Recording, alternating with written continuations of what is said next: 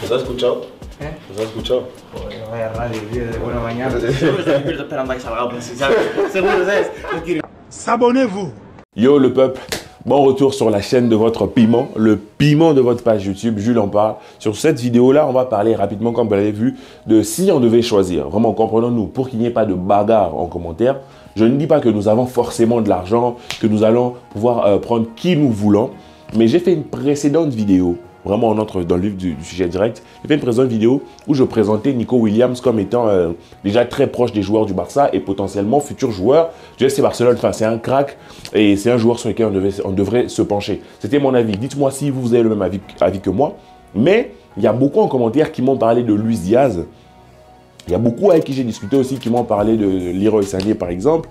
Il y a beaucoup qui m'ont parlé aussi de Léalio. Alors je vais vous dire pourquoi moi dans mon sens, Nico Williams est le meilleur choix. Bien sûr, je ne prétends pas être possesseur de la vérité. Peut-être c'est vous qui avez raison. Donc si vous pensez que c'est plutôt Luis Diaz, dites-le moi en commentaire. Si vous avez des arguments, bien sûr ne me dites pas juste Luis Diaz. Si vous avez des arguments, vous les donnez. Et en même temps, on va faire d'une pierre deux coups parce que juste après, je vais enchaîner et je vais essayer un peu de vous parler de... Je vais essayer de faire un petit avant-match de la même vidéo hein, pour vous parler de notre match contre Las Palmas. Mais bon, commençons d'abord par établir les choses. Pourquoi moi, je pense que Nico, c'est la meilleure des possibilités. Déjà, par rapport à Nico, il y a beaucoup de gens aussi qui sont pleins, qui m'ont dit, mais Nico, en fait, s'il veut vraiment venir au Barça, il n'avait qu'à ne pas prolonger. Il a prolongé. Maintenant, avant, il aurait pu venir libre. Maintenant et tout, on est obligé de payer potentiellement 50 millions pour lui. Quitte à payer 50 millions, vaut mieux mettre ça sur un autre joueur meilleur. Ok, d'accord. Je vous entends. Mais moi, la défense que j'ai pour Nico, en tout cas, je ne suis pas en train de les défendre quitte à brûler le monde pour lui. Si on me ramène un autre ailier qui est compétent, pas de problème. Mais Nico, il faut savoir que c'est un joueur formé à Bilbao. C'est un enfant du club. C'est un peu comme si aujourd'hui... tu avais par exemple Araujo qui partait au Bayern puisque le Bayern le veut totalement gratuit. Vous allez péter un câble parce que vous allez vous dire, quitte à partir, en fait, respecte-nous. C'est en fait le même problème qu'il y a entre Mbappé et le PSG. Vous voyez ce que je veux dire? Donc, Nico, étant un enfant du club, étant un enfant de Bilbao, ne peut pas se permettre de quitter Bilbao pour aller au Barça libre, sachant que ce n'est pas comme un Inigo ou comme un vieux qui est en fin de carrière. C'est un joueur que beaucoup de clubs convoitent. Donc forcément, par respect pour son club, il prolonge. Et puisque son club veut aussi se faire de l'argent dessus, bien sûr, il trouve un terrain d'entente. Parce que moi, je pense clairement que Nico Williams aurait pu avoir une clause à 100 millions, à 200 millions. Vous voyez ce que je veux dire? Parce que quand un joueur veut rester, et vraiment rester longtemps, son club le sécurise en mettant une très très grosse clause. Mais quand tu vois un joueur ayant une clause déjà en dessous de 100 millions, ça veut dire que le club a pleinement conscience que c'est un joueur qui pourrait potentiellement partir, mais qui ne veulent pas voir partir gratuitement. Tout simplement, c'est du business. Donc pour moi, il a prolongé par respect et par amour pour son club, pour leur apporter des sous lorsqu'il partira. C'est logique, vous auriez été footballeur formé dans un club, vous auriez fait ça. Alors pourquoi moi je pense que Nico, c'est une bonne option, par exemple, par rapport à Luis Diaz. Luis Diaz, joueur de Liverpool, très bon joueur. À choisir, je prends Luis Diaz. C'est même pas une question. Mais... moi, ce que je suis en train de dire, c'est que Luis Diaz, en ce moment, son contrat va jusqu'en 2028. Comment tu arrives à le faire bouger le Liverpool? Première question. Ensuite, Liverpool a perdu Sadio Mané. Liverpool va perdre en fin de saison, peut-être même la plus grosse perte, ça va être Klopp. Je vois très mal, lors du même été, même si nous, Barça, on avait l'argent, lors du même été, Liverpool aussi grand qu'il sent, parce que Liverpool, c'est pas un petit club, hein. C'est pas un petit club de première ligue au monde Brighton et tout. Non, Liverpool, c'est un géant. Je ne vois pas comment un géant peut se fragiliser déjà sur 2 ans comme ça en perdant Mané. Parce qu'en perdant Mané, quelque part, tu perds quelque chose de beau. Et après, tu perds Klopp lors du même été. Tu décides, même si après tu ramènes Xabi Alonso, c'est une possibilité, tu décides de perdre encore un joueur aussi fort, aussi important, aussi destructeur que Luis Diaz. Pour moi, dans aucun monde, Liverpool accepte ça, dans aucun monde. Donc pour moi, en fait, Oui, je veux Luis Diaz. Si tu me dis, est-ce que tu choisis? Oui, je veux te dire, oui, Luis Diaz vient. Mais est-ce qu'on est dans la possibilité de le faire bouger? Sincèrement, je ne pense pas.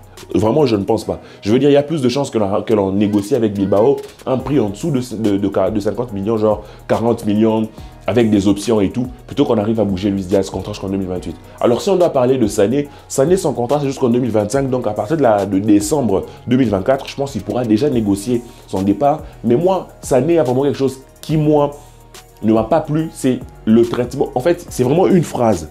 Moi, c'est vraiment très subjectif. Il a, lors d'une action, Sadio Mané, lorsqu'il est allé au Bayern, ne lui fait pas la passe et il dit à Sadio Mané, noir de merde. Pour moi, ça, vraiment, pour moi, ça, c'est vraiment, pour moi, c'est un red flag. C'est mort. C'est mort, en fait, quand tu arrives à le dire. Hein? Donc, tu le penses déjà. Et tu le dis par rapport à ton coéquipier. C'est très grave. Parce que moi, je me dis, qu'est-ce que tu peux alors dire et penser dans d'autres situations? Pour moi, c'est un comportement de... Vraiment, j'allais dire un grand mot, désolé. Mais c'est un comportement de... ping. Vous avez compris ce que je veux dire. Et en plus de ça, j'ai toujours trouvé que Sadio Mané... Leroy Sané, c'est vraiment un joueur starlet. Pour moi, c'est un joueur qui... Vraiment... Un joueur dans l'artifice. Un joueur un peu bling bling et tout, qui veut faire genre, alors, enfin, vraiment, moi, c'est vraiment pas le type de d'ailier que je kiffe, quoi. Vraiment, c'est déjà, ce qui s'est passé là, en tant qu'humain, ça m'a dérangé, parce que je connais par exemple des gens, parce que j'en ai parlé sur Twitter, il y a certaines personnes qui m'ont dit, mais ouais, ça, on s'en fout. Vous vous en foutez parce que vous n'êtes pas concerné par la cause du racisme.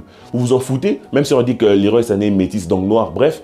Vous vous en foutez parce que vous trouvez ça anodin. Mais pour moi, c'est ton coéquipier. Tu ne peux pas avoir ce genre de réaction. Surtout que il faut voir l'atmosphère. Bref, moi, ça me dégoûte en fait. J'éprouve une sorte de frustration par rapport à ce joueur-là. Mais c'est vrai que financièrement, ça me reviendrait peut-être moins cher d'aller le chercher en juin. Mais moi, personnellement, comme je vous ai dit, vraiment subjectivement, je ne pencherai pas sur ce mec-là. Je préfère aller sur un Nico Williams qui est virevoltant, très jeune, déjà super pote avec nos jeunes à nous, vraiment qui peut venir s'intégrer. Vraiment, ça serait mon choix à moi. Donc, dites-moi, est-ce que vous trouvez mon choix logique, pas logique? Vous trouvez mon choix trop subjectif? Dites-moi, est-ce que vous, par exemple, vous avez une préférence pour Léa Lio? Encore une fois, Léa Lio, il a prolongé jusque, je pense, en 2026 ou 2028 même. Donc, encore une fois, le faire bouger, c'est-à-dire aller péter sa clause ou aller négocier avec Milan. Il adore Milan. Donc, je ne vois pas aller entrer en guerre, en clash avec Milan. Donc, vous comprenez que c'est, pour moi, si tu arrives à vendre Rafinha, le joueur que tu peux vraiment recruter, l'ailier le plus proche que tu peux recruter, c'est peut-être Nico. Parce qu'après, il y a peut-être d'autres jeunes cracks, comme je vous ai dit, un peu dans des championnats un peu méconnus et tout. Si tu vas aller sur eux, tant mieux. Mais si on a parlé des jeunes qui ont quand même un peu de lumière, mais qui sont accessibles, moi je pense, à l'heure actuelle, je ne vois pas meilleur que Nico. Ça, c'est mon avis. Donnez-moi vos avis à vous. Alors, rapidement, je switch pour vous parler du match du FC Barcelone contre Las Palmas. Déjà, il faut savoir qu'il y a eu la trêve. Heureusement, on n'a pas eu de blessés. On va jouer le match samedi 30. Et notre match contre le PSG, c'est 10 jours plus tard. Donc, les joueurs auront, entre guillemets, on peut le prendre dans un sens, 10 jours pour se reposer, 10 jours pour se préparer, ou on peut se dire 10 jours sans jouer, donc 10 jours sans rythme. Donc, pour moi, ce match, c'est un match qu'il faut gérer pour certains joueurs, mais d'autres doivent vraiment jouer. Et ensuite, sur les 10 jours, que l'on respire. Quand je dis que l'on respire, ce n'est pas des vacances. Hein. Pour moi, il faut une grosse préparation. Il y a des rumeurs qui disent que les joueurs avaient demandé au staff d'augmenter un peu l'intensité des entraînements. C'est une honte en soi. Mais c'est une bonne chose parce que dans les faits, ils vont beaucoup plus courir et tout, on est bien content. Mais en soi, moi, je pense que c'est une honte pour un staff, que ce soit les joueurs qui te disent « Ouais, mais là, vraiment, on rigole. Il faut qu'on court un peu plus. » Tu vois? Mais moi, j'aimerais quand même que ce match-là, qui ait des titulaires, bien sûr, que l'on ait un petit Lewandowski, que l'on ait un Rafinha, pas Lamine Yamal, s'il vous plaît, parce que je flippe qu'il se blesse sur un match contre Las Palmas, 11e, alors que clairement, moi, désolé, mon objectif, c'est plus que l'on est en quart de finale et qu'on a la possibilité de faire un match contre le PSG, il faut le faire. Le match retour, c'est chez nous. Si on a la possibilité de le faire, il faut le faire. Donc, pour moi, Yamal, tu le gardes au froid. Tu fais jouer Rafinha tranquille. Si Ferran Torres est déjà opérationnel pour avoir des minutes, tu lui donnes des minutes. Mais moi, je fais jouer donc Lewandowski, je fais jouer Rafinha, je fais jouer le petit Félix, je fais jouer un peu Gundogan, je fais jouer un peu Christensen, je fais jouer un peu le petit, comment il s'appelle, Fermin Lopez. Peut-être même je fais jouer Sergio Roberto, je fais jouer Hector Ford. Je ne fais pas jouer Cancelo parce que pour moi, en fait, les joueurs les plus importants, vraiment je flippe, hein, les joueurs les plus importants, il faut vraiment les garder. Parce que Gundogan est sorti assez tôt contre... Enfin, il n'a pas joué tant de temps que ça avec l'Allemagne, donc tu peux le mettre. Mais Lamine Yamal, non, vraiment, pour moi, c'est vraiment le joueur, garde-le au froid. Cancelo aussi garde-le au froid parce qu'il a déjà avec nous, il joue beaucoup. Il avait eu un problème de genou, maintenant il se met des... Bref, garde-le au froid. Moi, je partirais plutôt avec un 11 dans le genre. Je fais jouer...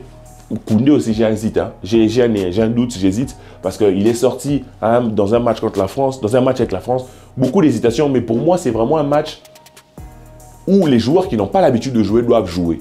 Vraiment, ça ne sert à rien de me mettre le 11 type et tout, et qu'un joueur se pète, alors que 10 jours plus tard, on a une confrontation importante pour moi. Mais les remplaçants, pas les remplaçants, tu ne vas pas les mettre les remplaçants de tout le monde, mais tu fais jouer quelques mecs et tu gardes les mecs importants. Et pendant les 10 jours qui vont suivre, vous et moi, on va s'installer, on va se préparer, on va mijoter, on va cogiter, on va réfléchir à comment le FC Barcelone devrait faire pour aller abattre le Paris Saint-Germain chez eux et confirmer notre victoire chez nous. Parce que moi, je pense vraiment que la plus grosse force du PSG, c'est Luis Enrique.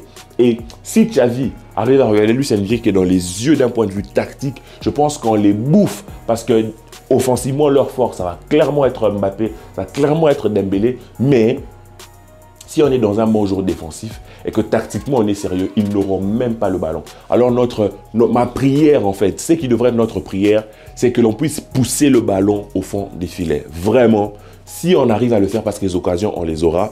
Si on arrive à pousser le ballon au fond des filets, on est bon. Si on n'arrive pas à le faire, on va perdre. Je vous le dis. Parce que si on a 50 occasions mais que l'on ne met rien, Mbappé aura 1-2 occasions. Dembélé il va courir, il va exterminer Cancelo parce que Cancelo aura pris trop de vitesse, trop d'espace devant. Il va faire un centre et puis il y aura cafouillage, but et on perd ce match. On retourne à Barcelone avec du stress. Donc voilà les amis, ça c'était ma petite vidéo. Dites-moi ce que vous aurez pensé. On continue de s'abonner, de liker, de partager. Que la paix soit sur vous. Peace and love. S'abonnez-vous.